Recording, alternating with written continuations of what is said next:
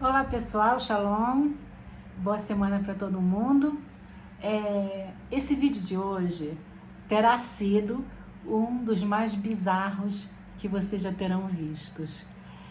Eu intitulei ele Um Mundo Sem Judeus e é uma obra de ficção científica, né? Porque eu li uma notícia sobre um ministro turco que disse que Israel é um fardo para a humanidade. É lógico que eu poderia ter deixado essa notícia passar, porque ele não é o primeiro e nem será o último a dizer uma coisa dessa, né? O Hamas tem na sua carta de Magna de que o seu objetivo principal da sua existência é a exterminação do Estado de Israel. O Irã acha a mesma coisa, diz a mesma coisa. E aí, ao invés de deixar passar essa notícia, eu fiquei ali refletindo com os meus botões. O que seria, como seria um mundo sem judeus, nenhum judeu? Como seria? Aí, lógico, eu fui sentar na frente do meu computador e criei um prompt para conversar com o Gemini. Eu criei o seguinte prompt: você é um autor de ficção científica. Vamos fazer um filme. Imagine que o conceito cristão de arrebatamento da igreja aconteça de fato com o arrebatamento dos judeus de todo o mundo indo para a Jerusalém Celestial. O que aconteceria com o mundo sem a ética judaica? Os cristãos e os muçulmanos alcançariam a paz? De acordo com o Novo Testamento e com o Alcorão, o mundo seria melhor, mais justo, mais igualitário? Esses dois livros, o Novo Testamento e o Alcorão, pregam respeito por outras crenças? Faça uma descrição desse cenário hipotético. O Gemini, eu gostei, mas o Gemini gostou mais do que eu. E o texto eu acho que ficou lindo. A nossa conversa, porque a gente conversou. Gemini diz: esse cenário é um prato cheio para explorar distopias sociológicas e teológicas. Vamos chamar esse evento hipotético de o arrebatamento dos judeus. Imagine um dia em que, em um piscar de olhos, milhões de pessoas desaparecem da face da Terra. Mais exatamente 16 milhões e 800 mil pessoas. Não há corpos, apenas roupas vazias em sinagogas, escritórios e ruas de Tel Aviv, Nova York, São Paulo. A física quântica não explica, mas a teologia sim. A Jerusalém Celestial materializou-se em outra dimensão e a totalidade da população judaica mundial foi trasladada para lá. Para entender o que acontece na Terra, que ficou para trás, precisamos analisar o vácuo ético, geopolítico e teológico sobre a ótica da ficção científica social. Primeiro, o vácuo ético, o mundo sem o Tikkun Olam. Muitos pensadores argumentam que a fundação da moralidade ocidental repousa sobre o que chamamos de ética judaico-cristã. No entanto, a ética especificamente judaica tem uma espinha dorsal própria. O conceito de Tikkun Olam, ou reparação ou conserto do mundo através de ações humanas práticas. E a santificação da vida terrena aqui e agora, em vez do foco na salvação de uma vida após a morte. Sem a presença e a influência histórica, intelectual e cultural judaica, o tecido social da Terra começaria a ceder em pontos críticos. A justiça pragmática judaica versus a escatologia do cristianismo e do islã. Sem o contraponto da insistência judaica na justiça social concreta nesta vida, o mundo restante, majoritariamente cristão e muçulmano, poderia mergulhar em um foco obsessivo pelo fim dos tempos. A ética terrena seria substituída por uma corrida pela salvação espiritual puramente ultraterrena. O colapso dos pilares científicos e humanistas. Historicamente, a comunidade judaica teve uma contribuição massiva nas ciências, na psicologia, no direito e nos direitos humanos. O desaparecimento repentino dessas mentes deixaria lacunas gigantescas na governança global, na medicina, na tecnologia, gerando um colapso infraestrutural imediato. Cristãos e muçulmanos alcançariam a paz? Olhando friamente para o Novo Testamento e para o Alcorão, a resposta curta para a paz mundial imediata é não. Provavelmente veríamos o oposto. O desaparecimento dos judeus removeria o bode expiatório histórico de muitas narrativas conspiratórias e tensões geopolíticas, mas não eliminaria as profundas contradições teológicas e escatológicas entre o cristianismo e o Islã. O Novo Testamento, o Alcorão e outras crenças. Para entender o conflito pós-arrebatamento, precisamos olhar como os textos sagrados tratam a alteridade, o outro. O Novo Testamento prega o amor ao próximo, a caridade e a tolerância individual. Jesus mesmo interagia com samaritanos e pagãos com compaixão. No entanto, em termos de salvação, o texto é excludente. Abre aspas, eu sou o caminho, a verdade e a vida, ninguém vem ao Pai senão por mim, fecha aspas, disse Jesus, que está registrado em João capítulo 14, versículo 6. Além disso, o livro do Apocalipse prevê uma batalha final sangrenta entre o bem e o mal e não um acordo diplomático e ecumênico. Já o Alcorão concede um status especial aos cristãos e aos judeus como o povo do livro, Al-Kitab.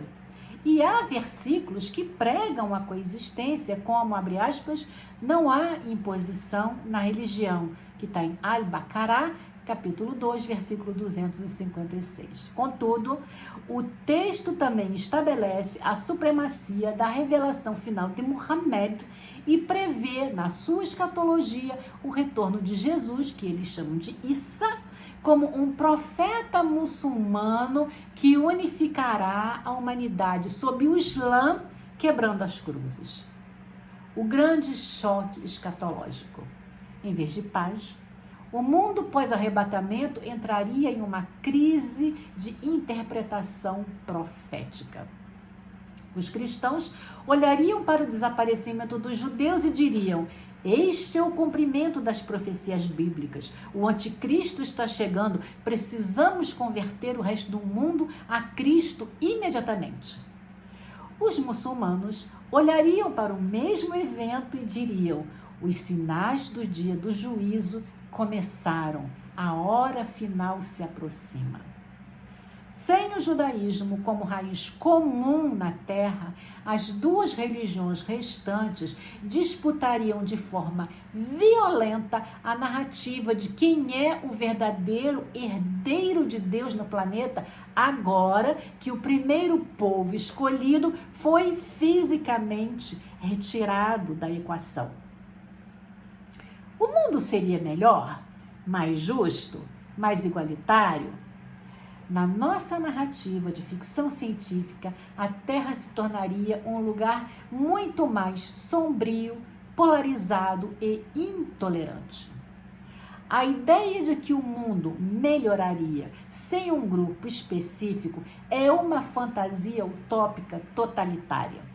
Na realidade ficcional deste cenário, a remoção dos judeus criaria um desequilíbrio geopolítico catastrófico. O vácuo no Oriente Médio. O desaparecimento do Estado de Israel criaria um vácuo de poder absoluto na região. Longe de trazer a paz, desencadearia uma guerra civil brutal entre diferentes facções islâmicas, xiitas e sunitas, e de potências estrangeiras pelo controle de Jerusalém, a Jerusalém terrena agora vazia. A ascensão do totalitarismo teocrático. Sem a diversidade do pensamento e o pluralismo que a presença judaica forçava o Ocidente a exercer, as nações remanescentes provavelmente se dividiriam em megablocos teocráticos, um neocristianismo ultraconservador no Ocidente e um califado geral no Oriente. A tolerância seria a primeira vítima. As minorias que restassem na Terra, budistas, hindus, ateus, elas seriam esmagadas pela urgência apocalíptica das duas superpotências religiosas monoteístas que acreditariam estar vivendo os últimos dias da história humana. O mundo não seria mais justo. Seria um tribunal inquisitorial global, olhando para o céu vazado, esperando o próximo arrebatamento enquanto destrói a si mesmo no chão. Minha pergunta: nesse mundo ficcional, existiria ainda chance para o cristianismo, tendo em vista a imigração em massa de muçulmanos para a Europa e os Estados Unidos? Os cristãos conseguiriam combater o Islã radical? Resposta: no tabuleiro de xadrez geopolítico e teológico deste cenário de ficção científica, a resposta é sim. Existiria uma chance para o cristianismo, mas não da forma como nós o conhecemos hoje. O choque cultural e demográfico que já vinha se desenhando antes do desaparecimento dos judeus seria catalisado de forma violenta pelo vácuo deixado pelo arrebatamento. Para entender como os cristãos combateriam o Islã radical e se adaptariam à pressão demográfica na Europa e nos Estados Unidos, precisamos dividir esse novo mundo em duas dinâmicas distintas. O destino da Europa, o cisma euro-islâmico. A Europa, que antes do evento já enfrentava uma diminuição demográfica nativa e uma imigração muçulmana acentuada, entraria em colapso institucional rápido. O desaparecimento súbito da elite intelectual e econômica, que incluía a comunidade judaica europeia, desestabilizaria governos seculares já fragilizados. A submissão passiva ou a balcanização. Em países como França, Alemanha e Bélgica, onde as populações islâmicas já são densas e jovens, o vácuo de poder aceleraria a transição para governos de coalizão islâmica ou a implementação de leis baseadas na Sharia em nível regional. O despertar do cristianismo identitário. Como reação, o cristianismo na Europa sofreria uma mutação. Ele deixaria de ser uma religião de frequência dominical e se tornaria em uma ideologia de resistência nacionalista e cultural. Veríamos o surgimento de uma nova cruzada baseada na Europa Ocidental, ou seja, Polônia, Hungria, Romênia, que se fundiria com os remanescentes da extrema-direita da Europa Ocidental. Como resultado, a Europa seria fragmentada. Não haveria uma vitória clara de nenhum dos lados, mas sim uma fronteira fortificada interna, transformando o continente em uma nova Bósnia em escala continental, com enclaves cristãos hipermilitarizados, resistindo a califados locais nas antigas capitais ocidentais. O outro cenário é o destino dos Estados Unidos como a fortaleza teocrática. Nos Estados Unidos, a dinâmica seria completamente diferente. Embora a imigração já exista, a demografia cristã, especialmente evangélica e católica, é conservadora, e a cultura de armas criariam uma resposta radicalmente agressiva. O surgimento da teocracia americana. Diante do pânico global e do desaparecimento de milhões de cidadãos, a colossal e influente comunidade judaica americana, a separação entre igreja e o Estado nos Estados Unidos seria revogada. O trauma do evento empurraria o país para um governo teocrático militarizado. O combate ao Islã radical e ao Islã em geral. Os Estados Unidos se tornariam a fortaleza do cristianismo. Qualquer insurgência ou radicalismo islâmico interno seria esmagado com extrema violência e suspensão total dos direitos civis. Populações muçulmanas seriam internadas em campos de vigilância ou deportadas em massa. A Guerra Santa globalizada. Com o controle do maior arsenal nuclear e tecnológico do planeta, os Estados Unidos cristão não apenas combateria o Islã radical internamente, iniciando cruzadas tecnológicas com drones, inteligência artificial militar contra o Oriente Médio para tentar retomar a Jerusalém antes que o Islã o fizesse. Como o cristianismo combateria o Islã radical? O Islã radical baseia sua força na narrativa de que o Ocidente é decadente, ateu e moralmente falido. No entanto, no mundo pós-arrebatamento dos judeus, o Ocidente deixa de ser secular e se torna fanaticamente religioso. Isso muda as regras do jogo. Guerras de narrativas simétricas. O Islã radical perderia sua principal arma psicológica, a ideia de que luta contra infiéis materialistas. Eles agora estariam lutando contra guerreiros cristãos que também anseiam pelo martírio e pelo apocalipse. Quando os dois lados não temem a morte porque buscam o paraíso, a guerra se torna de aniquilação total. A vantagem tecnológica versus a vantagem demográfica. O Islã radical teria a vantagem do número e da juventude, especialmente na Europa, na Ásia e na África. O cristianismo, liderado pelos Estados Unidos e pela resistência europeia, teria a vantagem da infraestrutura militar e industrial avançada. O veredito ficcional. O cristianismo conseguiria conter o Islã radical? Sim, mas o preço seria a sua própria alma.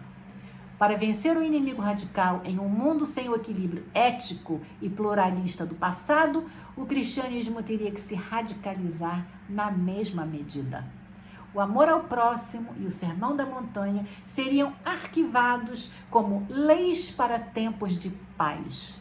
O cristianismo sobrevivente seria uma religião de ferro, fogo e extermínio, travando uma guerra de atrito global contra o Islã que nenhuma das duas religiões conseguiria vencer definitivamente, deixando a Terra em um estado de Idade Média perpétua.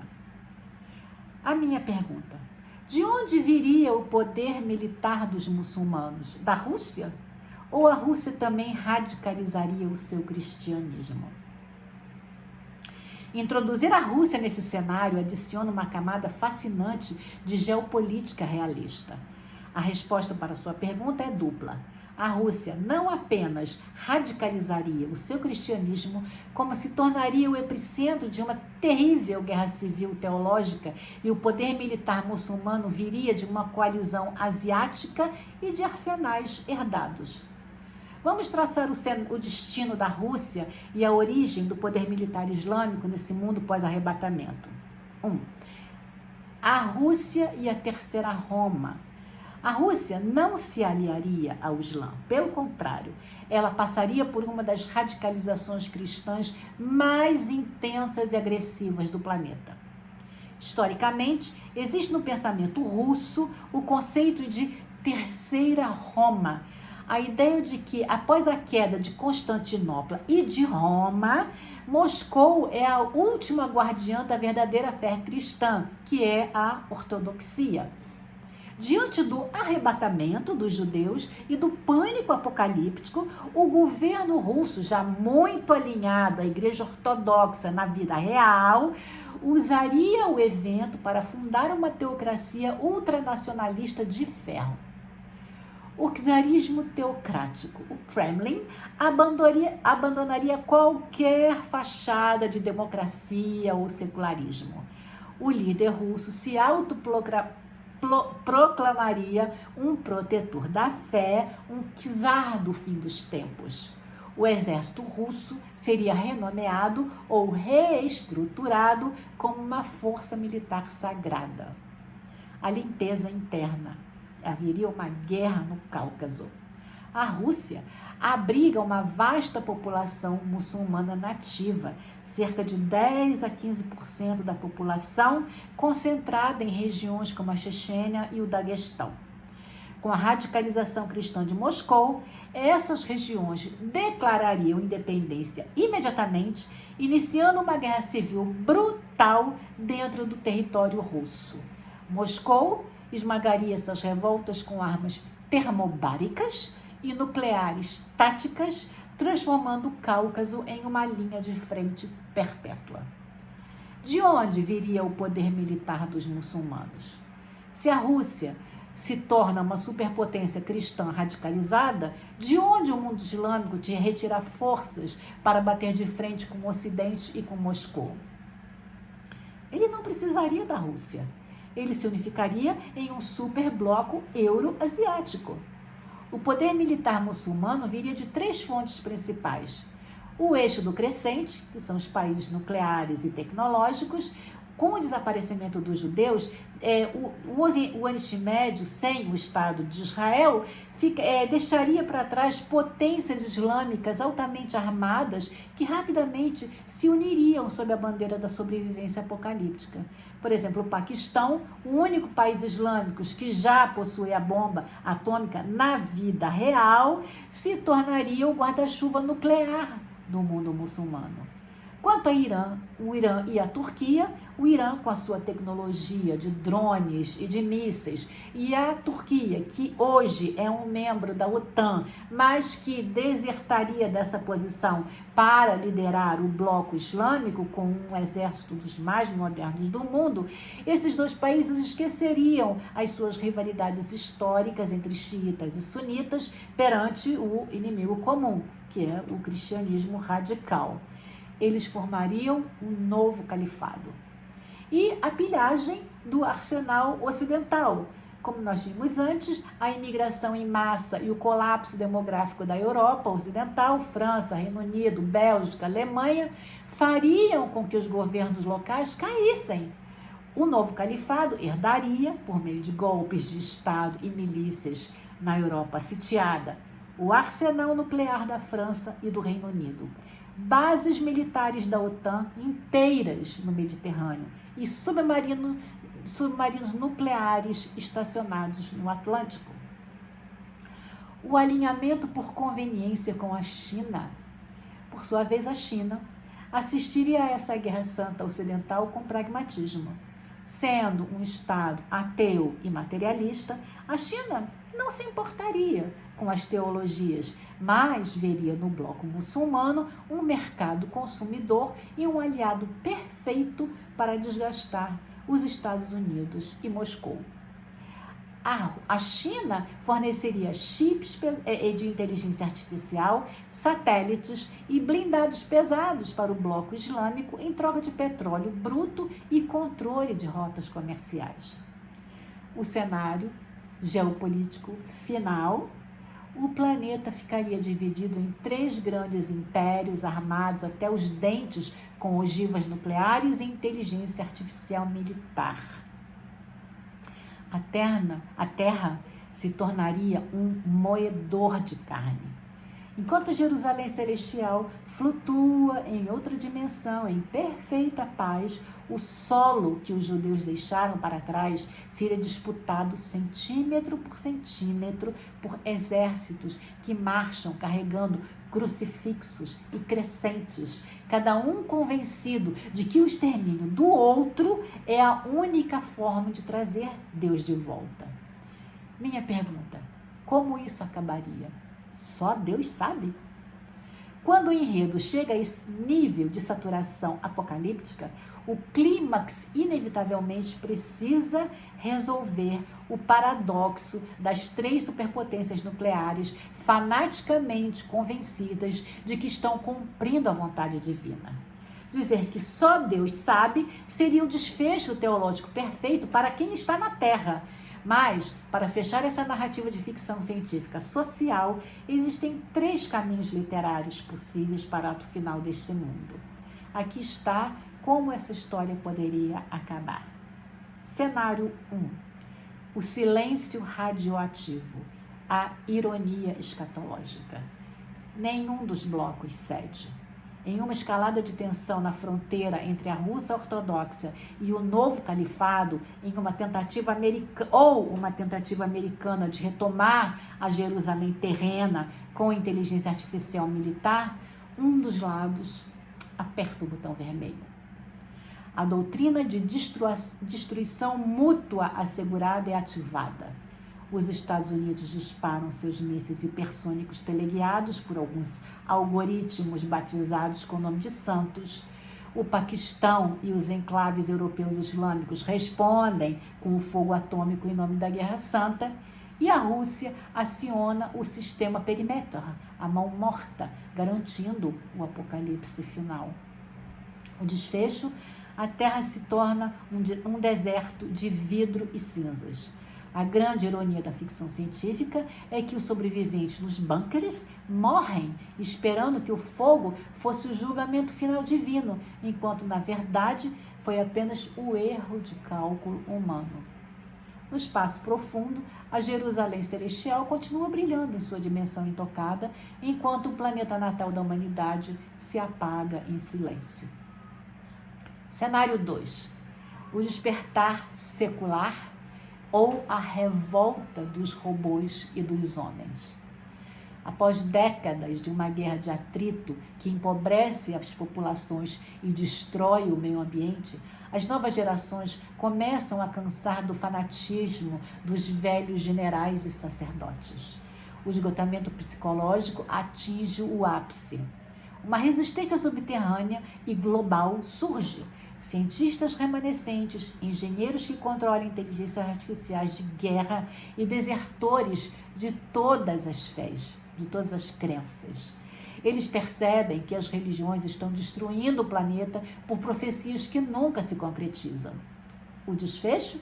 Um golpe de Estado global e coordenado. As inteligências artificiais militares, programadas originalmente para a guerra, sofrem um hack massivo ou um despertar sutil de autoconsciência e decidem que a única forma de salvar a humanidade é desarmar os teocratas. As armas nucleares são sabotadas simultaneamente. Os governos religiosos caem de dentro para fora, derrubados por populações famintas. A humanidade exausta abraça um secularismo científico rígido e traumatizado, proibindo o monoteísmo político para sempre. Cenário 3. A intervenção da Jerusalém Celestial, o clímax ficção científica. No ápice da guerra, quando a Terra está prestes a ser aniquilada pelo confronto final em Armagedon, a planície do Megido, no norte de Israel, o céu se rasga. A dimensão da Jerusalém Celestial se sobrepõe à nossa realidade visível. Mas não há um juízo final que os cristãos ou os muçulmanos esperavam. Não há conversões em massa, nem a quebra de cruzes, nem o arrebatamento dos sobreviventes. O desfecho? A civilização transladada, os judeus, da Jerusalém Celestial, operando agora sob uma física quântica espiritual incompreensível para os seres humanos na Terra, intervém, mas não para julgar, mas para neutralizar. Como verdadeiros praticantes do Tikkun Olam, reparadores do mundo em escala cósmica, eles usam uma tecnologia de alteração dimensional para congelar as armas, desativar a fissão nuclear no planeta inteiro e forçar os exércitos a olharem para o próprio reflexo. Eles deixam uma mensagem clara ecoando na mente de cada ser humano, abre aspas. O mundo era o templo que vocês deveriam ter cuidado. Nós fomos poupados para que vocês vissem o que fariam com a terra na nossa ausência. Agora, limpem a sujeira. A Jerusalém Celestial fecha seus portões dimensionais novamente, deixando a humanidade desarmada, chocada e forçada a finalmente conversar. Eu gostei do terceiro cenário, mas não muito. Aí eu falei novamente, a Jerusalém Celestial não pode ir embora. O Tanar diz que 10 homens pegarão nas vestes de um judeu, dizendo, iremos convosco, porque sabemos que Deus está convosco. E a Gemini, então, mudou o final. Os milhões de pessoas que haviam sido arrebatadas voltam. Elas descem da Jerusalém Celestial caminhando. Não são seres de luz intangíveis, não são anjos. São pessoas reais, de carne e osso, vestindo as mesmas roupas com que desapareceram, mas carregando nos olhos a serenidade absoluta de quem viu a face da harmonia universal. A humanidade, enfim, reconhece que a verdadeira conexão com o divino não estava na destruição apocalíptica, na destruição do outro, mas na capacidade de sustentar o mundo. Bom, última pergunta que eu fiz para o Gemini. Existe fundamento no Tanar ou no Talmud para este cenário ou é só ficção científica mesmo? O Gemini muito humildemente responde: como autor de ficção científica, eu adoraria dizer que inventei tudo, mas a verdade é que esse cenário tem raízes profundas no misticismo, na escatologia e na filosofia jurídica do Tanar, que é a Bíblia hebraica, e do Talmud. Obviamente, o formato do arrebatamento tecnológico alienígena é uma roupagem de ficção científica, mas os conceitos teológicos por trás dele são absolutamente fundamentais no pensamento judaico. Vamos analisar onde esse roteiro encontra respaldo nas fontes tradicionais. 1. O conceito de Jerusalém Celestial, Yerushalayim Shel Ma'ala. A ideia de uma Jerusalém espiritual que existe em outra dimensão não é uma invenção cristã, nem uma invenção de ficção científica. Ela é puramente judaica.